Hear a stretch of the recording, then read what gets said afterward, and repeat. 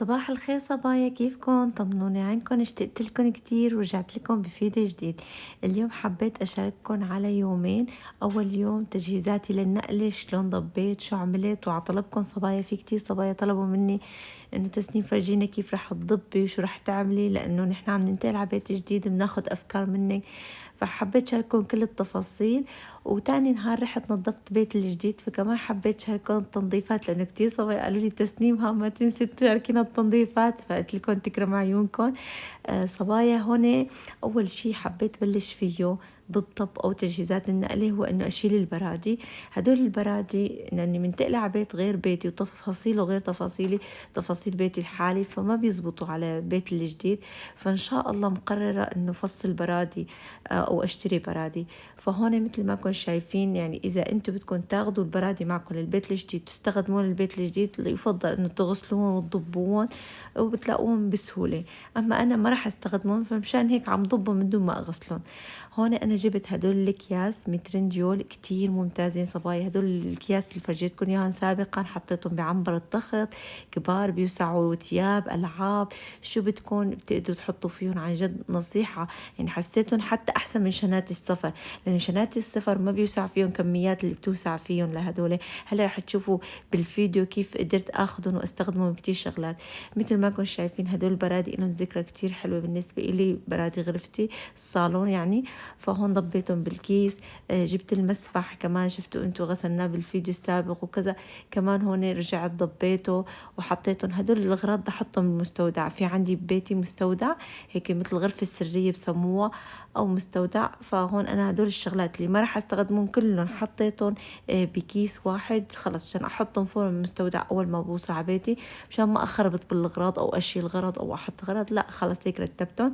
رح احط لكم رابط هدول الاكياس بترنجول، اي حدا عم ينتقل الله يهون عليه النقله بنصحهم فيهم كتير ممتازين. هون بعدين بلشت بالشغلات التانية. بلشت مثلا اذا عندي غسيل احاول اغسله وينشف بكير واطويه اذا لحقت. يعني يفضل انه نخلص غسيلاتنا، بس انا صراحه ما قدرت الحق هذا الشيء يعني، لانه كنت عم بغسل سجادات البيت وكلهم بنغسلوا بالغساله مثل ما بتعرفوا، فعم بنشرهم لينشفوا، فكمياتهم مو قلال، فلما ما ينشفوا لا اقدر اضبهم. فهون مثل ما كنتم شايفين حطيت سجادة غرفة الصالون وغسلتها، مع انه هي مهترية كتير، يعني انا بدي بدلها اجيب وحدة جديدة، بس قلت لا بدي اغسلها اذا حتى لو بدي اعطيها لحدا انه تكون نظيفة. هون مثل ما كنتم شايفين كمان نشرت غسيلات.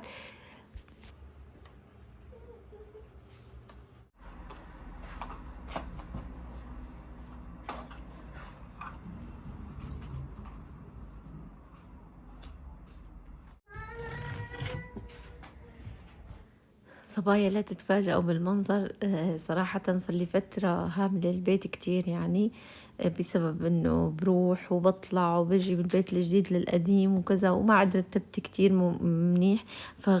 فحتى يعني خزان زوجي كتير مكركبة كانت اخر فترة، وخصوصا بتعرفوا انتوا الرجال ما بيهمون انه يطووا وراهم، فاذا جاب شغلة قطعة زوجي خلاص بتركها ورا مثل ما هي، وانا لازم اطويها، فكانت مهملة جدا. هون جبت هدول العلب اللي موجودة عندي، حطيت فيها مثلا وجوه المخدات، الشراشف.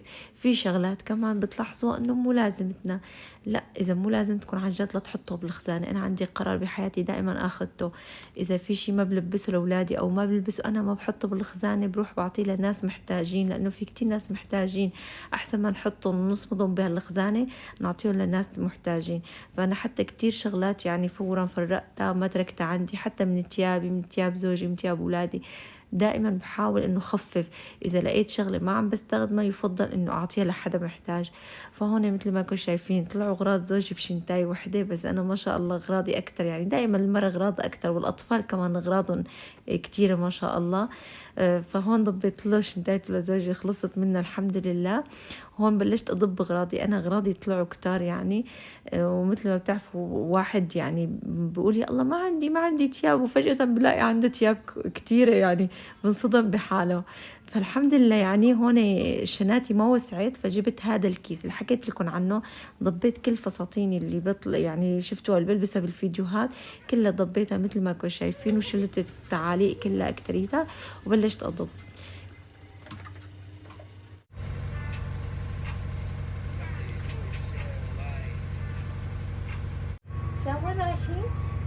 جديد. حلو بيت الجديد؟ شو في جواته؟ هي مسبح. حلو المسبح؟ مشان المسبح حبيتيه؟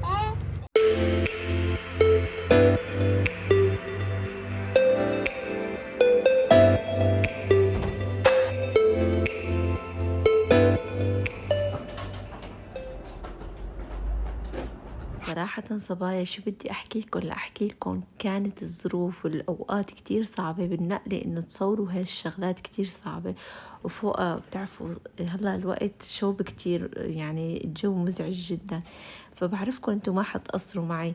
بتمنى منكم هيك تدعموني باللايكات، تشتركوا بالقناة وتشاركوا الفيديوهات مع رفقاتكم، والله يهون على كل حدا عم ينتقل يا رب، ويساعده ويوفقه يا رب.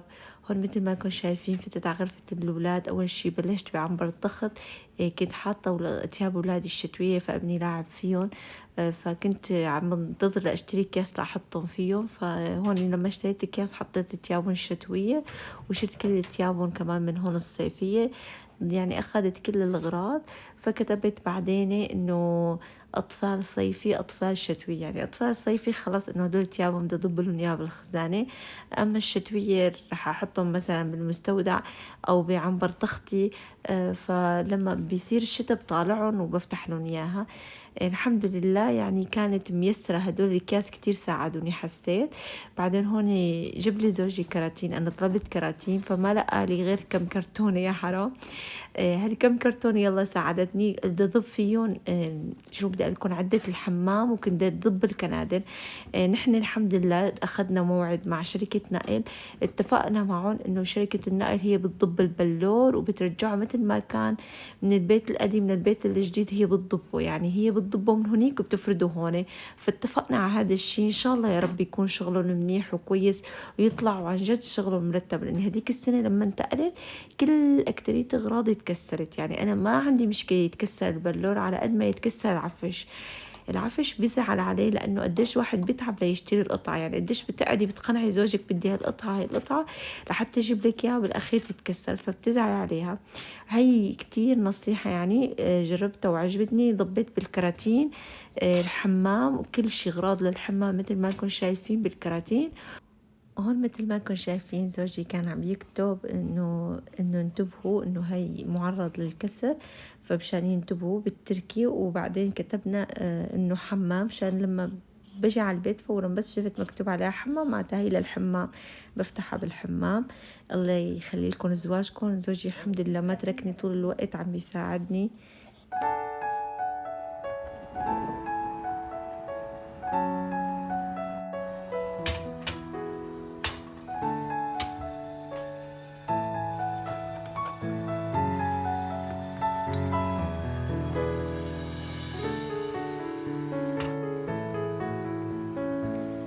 بعد ما خلصت الضبضبة اللي علي هون قعدنا نرتاح ونشرب فنجان قهوة. شو كان طيبة، شو متمنية هيك قعد أشرب فنجان قهوة وأنا مرتاحة ما وراي ولا شغلة. صبايا حابة فرجيكم شلون ضبيت البيت. أول شي بالمعمار حطيت هاي الشنطاي تيابي، وهون هي كانت بالعنبر طالعتها، وهون هاي حطيت يعني أغراض المستودع يعني ما رح استخدمهم فورا. هاي خلص هدول شناتي لإلي، هاي شنطاية زوجي، هاي سلة الغسيل بس مخروبة يعني مكسورة، فرح اشتري وحدة جديدة، فقلت لحالي على البيت الجديد. هلا هدول الطشتين حطيت فيهم اغراض مثل حبسات الشعر، مكياجات كذا، رح اخذهم معي هلا بالسيارة على البيت، عرفتوا هدول يعني رح ناخذهم معنا بالسيارة. صبايا هلا افرجيكم الحمام ضبيت كل شي، بس تركت المناشف اخر شي بضبهم. شوفوا كل شي فاضي، هذا جدران ما نعطر لإلي. هون رح فرجيكم كل شي مضبوط، بس تركت مشط شعرنا طلعوه، الخزن كلها فضيت. وهون التنظيف، الادوات التنظيف اخذتها، بس تركت جف اذا رجعت على البيت لا انظفه. وهدول هن رح يضبوا لي هون البلور. هون هاي المقشات مضروبات بدي يعني كبهم، بس قلت لحال لما بيجي بنظف البيت نظفهم فيهم بعدين كبهم لاني خلص تعبانين. هدول هون البشاكيل تركتهم لانه قلت اخر شي بضب البشاكيل البقيانه مع بعض. هدول الكراتين لا ضبينا فيهم للحمام، هون عرفتهم بالحمام عشان يجوا ياخذون، عشان ما يصير كل شي فايت ببعضه. هي خلصنا من الحمام، جينا لهون حاطه المنشر. هون الكراسي، وهي مثل ما كنتم شايفين اللقطات تاركينها. هلا بيجي على غرفتنا النوم. هلا غرفة النوم هون حاطة، شوف الأغراض، المخدات حطيتهم بأكياس منيحة وقوية، مشان شو؟ مشان لما ينقلوهم ما ينشقوا، فلازم يكون نوعية الكيس منيحة. صبايا حاولوا تجيبوا نوعيات منيحة، بتكونها شوي غالية بس كويسة. حتى هي استفدت منها تبعية البازار. هدول اوراقنا الرسمية بهالكرتونة، فرح ناخدها معنا بالسيارة. هون مثل ما كنتم شايفين الاكياس، هي هون انا حاطة فيها الغسيل النظيف، شان بس ارجع البيت اضبه واطويه. هاي طالعناها من العنبر، اكيد بالعنبر تخت في غراض كمان. هون حاطة مدات الحمام وسكرتها بغطا بغطا الكرسي عندي هون قديما، مشان ما يطلع على غبرة وما يفتله. هون عم بحط الشغلات اللي ما لازمتني على جنب شان نفرقها. هلا رح اجيكم على غرفة الاولاد. غرفة الاولاد مثل ما قلت لكم عطيتها لحدا، الله هيك يعني يرزقنا كلياتنا ويعوضنا باحسن يا رب. هون غرفة الأولاد، أول شي هاي كل شي ذكريات لشام من طفولتها، أفروناتها هي وأخوها كلها هون حاطتهم. كل بيت بنتقل فيه فورا يعني باخد هاي الشنطة. هون ألعابهم حطيتها بهاي، بس هالكمية الألعاب يعني عندهم. هون بهاي العلبة حطيت لهم الشناتي، الألواح. هون مثل ما كنتم شايفين هدول الأكياس اللي جبتهم من ترنجول، عن جد فظيعين صبايا، جيبوا منهم، بنصحكم بالنقل كتير ساعدوني. أنا جبت 6 استخدمت. هون المطبخ صبايا، شام صامت لي هاي الرسمة الجميلة، قالت المطبخ عند أمي مو حلو، أنا لازم حليه. فشو معنى الرسمة ما بعرف. سألوني شو بدك تعملي بالفرن والغاز والشفاط. هدول مو لإلي صبايا، هدول لصاحب البيت. يعني من أول ما استأجرنا البيت معه الجلاية والفرن والغاز والشفاط، يعني أكيد رح أترك له إياه لصاحب البيت. فهون مثل ما كنتم شايفين إلا ما يطلع جليات، لسه في جليات بالجلاية بدهم ضب، ولا ضب الجليات كمان. هون مثل ما كنتم شايفين حاطة الأغراض هدول. يعني شوي بتحسوا الدنيا شوي قايمة وقاعدة، بس عم حاول نظم قدر الإمكان. صبايا هي الخزانة ما راح أخذها معي، أعطيتها كمان لحدا إن شاء الله، هيك الله يرزقنا ونجيب أحسن منها وأكوس منها. أنا الحمد لله بمطبخي في خزن كتيرة، فما راح أخذها معي. كمان ركن القهوة كتير حاسس بقلبي، إن شاء الله راح أعمل ركن قهوة كتير حلو، بس أكيد هذا الركن القهوة ما راح يصير ببيتي الجديد، راح يتغير منظره 100%. وهدول اللزقات ما بقدر أخذهم لأنه بينزعوا المطبخ، حرام. فهن أسعارهم كتير رمزية، جبتهم ب 25 35، لا بتركهم عرفتوا. بس رفوف راح أخذهم، الخزانة أكيد راح أخذها إن شاء الله. والله يعني هاي راح نخلص وننتقل. يعني قضينا أوقات حلوة بهذا البيت، بس أكيد إن شاء الله بالبيت الجديد راح نقضي أوقات حلوة وأحلى ونتعرف على ناس جداد. هيك صبايا عم حاول انه رتب البيت مشان ما يتعجق وما يفوتوا ببعضه ويكون سهل عليهم. هون السجادات الحمد لله غسلتهم طويتهم. سجادة الصالون كتير تخانة، فما راح اخذها معي. سجادة المطبخ لساتها جديدة الحمد لله، ان شاء الله تزبط على مطبخي الجديد. هون قهوتنا كنا عم نشربها هون كتير، يعني الحمد لله عم حاول ضب قد ما بقدر. وكل ما عم بغسل سجادة بطالعة بتنشف بسرعة التراس، ما شاء الله بسرعة يعني هائلة. فكل شوي بغسل سجادة بطالعة. وهون زوجي عم يتواصل مع انترنت. شو بتعمل؟ لا ما نقلته هيك، ما بتخليهم انزل لهم فيديوهات، بتروح عليهم الفيديوهات. عنك شقة قد ايه لليوم؟ يا زودت شهر بدك، بتروح عليهم شهر فيديوهات. بعد ما خلصت ضبطبة بالبيت، كانت عازمتنا رفيقة لأختي لعندها، فرحنا لعندها. حبيت فرجيكم شو قدمت لنا. كانوا الأكلات كتير طيبة، يسلموا إيديها، وفكرة كتير حلوة. هيك بطبق كل شي موجود، وشاي مثل ما كنتم شايفين، وفواكه، وقدمتنا قهوة. بس هذا أنا اللي صورته صراحة، مكسرات. بعدين هون أنا جيت على البيت الجديد، أخذت المنظفات عشان بكرة الصبح أجي على البيت ونظف البيت إن شاء الله.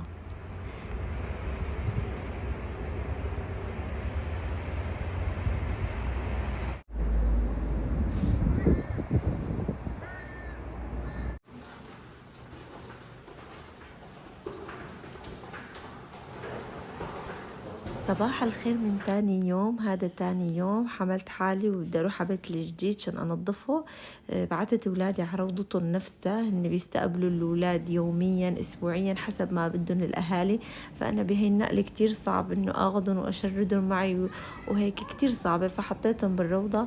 حملنا حالنا جينا على البيت الجديد. جنب بيتنا الجديد في محل بيبيع فطور طيب هيك مثل ما بتعرفوا فلافل وفول هالشغلات. طلبنا فلافل وفطرنا أنا وزوجي قبل ما نبلش بأي شيء.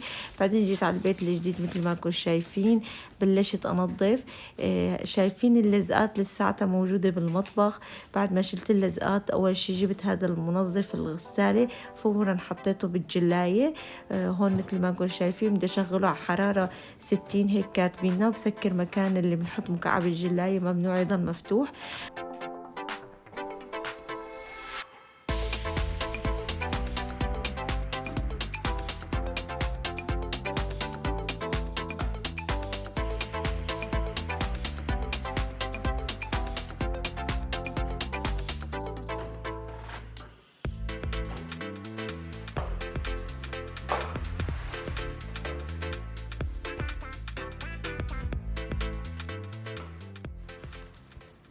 صبايا انتوا اخواتي، وانا ما بحبكم تنضروا، ودائما بحبكم افيدكم بشغلات متأكدة منها. انا جايبة هاي الممسحة من ترنجول، هي بتمسح الشبابيك والنوافذ ونفس الوقت بتمسح الحيطان. مثل ما كنتم شايفين جاي معها فوطتين بدل الفوطة الوحدة، بتنفتح بتتسكر بكل سهولة. بتقدروا تدوروها مثل ما كنتم شايفين، عفرجيكم اياها. كده كاتبين بالتعليقات كل الناس مادحة منها. جبتها للشباك لأجربها وأقولكم رأيي فيها. أنا حطيت بالمي مي سخنة وملمع الجلاية، كتير ممتاز هذا للشبابيك لكتير شغلات، عن جد فظيع. مثل ما جبته فتحت هي القطعة وأخذت الفوطة غطيتها بالسطل، وبعدين رجعت أركبها وأحطها وأنظف الشباك. بعدين بجيب السلاتة يلي بتجي معها سلاتة مثل ما كنتم شايفين، بنزل هيك وبتنزل المي لتحت. أو إنه مثل ما كنتم شايفين معي فوطة تانية بمسح السلاتة. كتير شغلتها سهلة وطريقتها بسيطة. أنا إن شاء الله يعني ما بحب حدا ينضر، دائما بحب لما أحكي عن شغلة يكون مجربتها 3-4 مرات، بس هي أول تجربة لإلي. أنا كتير عجبتني وكتير ممتازة وكتير حبيتها، يعني بنصحكم فيها يلي بيحب ينظف شبابيكه وبيتعذب كتير بهالقصة.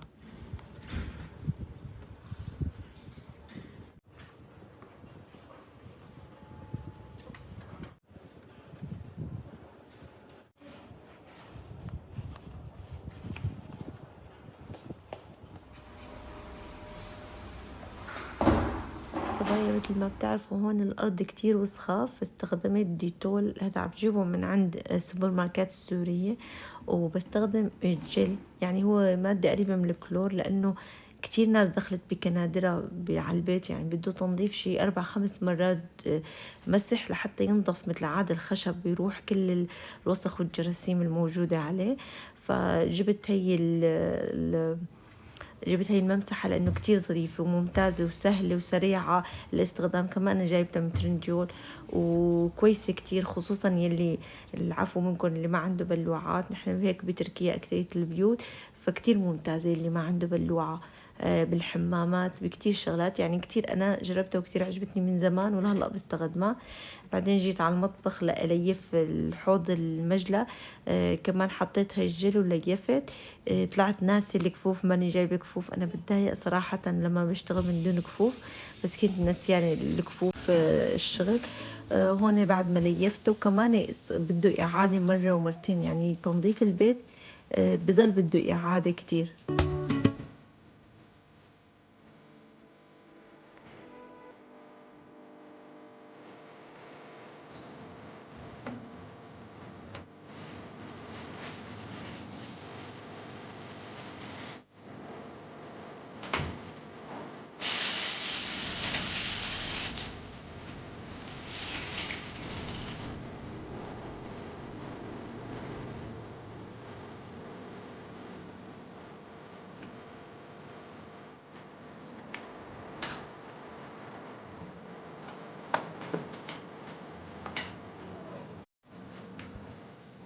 مثل ما بتعرفوا صبايا يعني كتير كان يوم متعب وصعب، ومبارحة كان متعب. تمنيت انه اصوركم اكتر، بس هذا اللي قدرت اصوره واشارككم اياه، لانه البيت عن جد كان بده كمية شغل كبيرة كتير.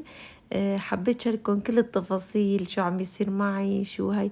يعني كان اليوم التنظيف وبكرة النقلة، يعني بكرة لازم جهز حالي للنقلة، فكله ورا بعض كتير متعب. هون كنت عم نظف المراية بعد ما نظفتها بالفوطة العادية مع المي. رجعت بخيت ملمع المراية ونظفتها. يعني بتحسوا حتى المرايا يعني بدون مرتين وثلاثة. سبحان الله صبايا، بنفس اليوم وأنا عم نظف كان جايتني دعوة بالبيت الجديد من جارتي القطرية أنه على عزيمة هيك مع بعض نحن والجارات العرب.